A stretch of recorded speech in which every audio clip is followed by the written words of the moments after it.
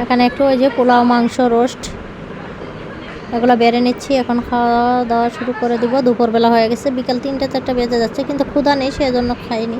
তো এখনই আমি সবার পরে একটু খাবার নিয়ে বসলাম।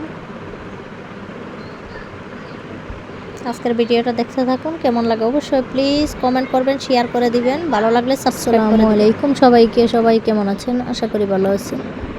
তো এখানে এই যে সালামি পর্ব শেষ করছে।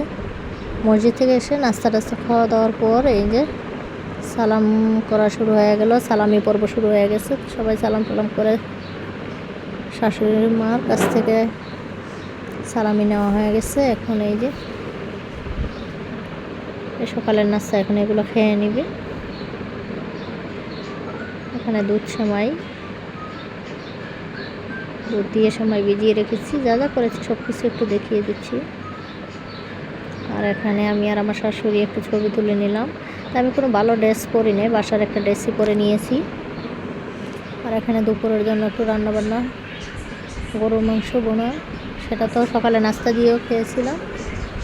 এই যে এখানে মুরগির রোস্ট, সালাদ সব কিছু রেডি করে নিচ্ছি এখন দুপুরবেলার জন্য। সবাই একটু দুপুরে খাবার খেয়ে নেবে, তো সবাইকে আমি একে একে বেড়ে বেড়ে দিচ্ছি, আর আমিও একটু খেয়ে নিব।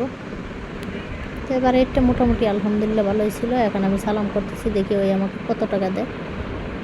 কিপটা মানুষ, এই যে 100 টাকা নোট কয়টা দিল। তারপরেও শুক্রিয়া, যা দিচ্ছে তাই। তো এখানে সালামি পাওয়া হয়ে গেল আমার।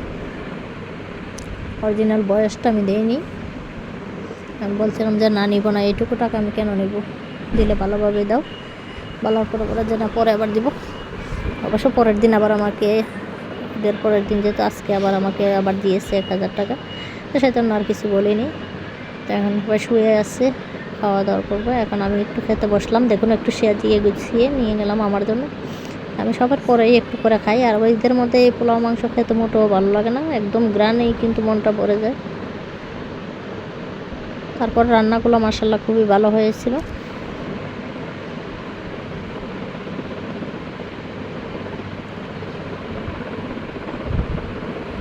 এখন একটু খেয়ে দেখি যে কেমন হলো। চিন্তা করছি একটু খাওয়া টাওয়া দেখাবো, তারপর না ভাবলাম যে না খাওয়ার দরকার নেই।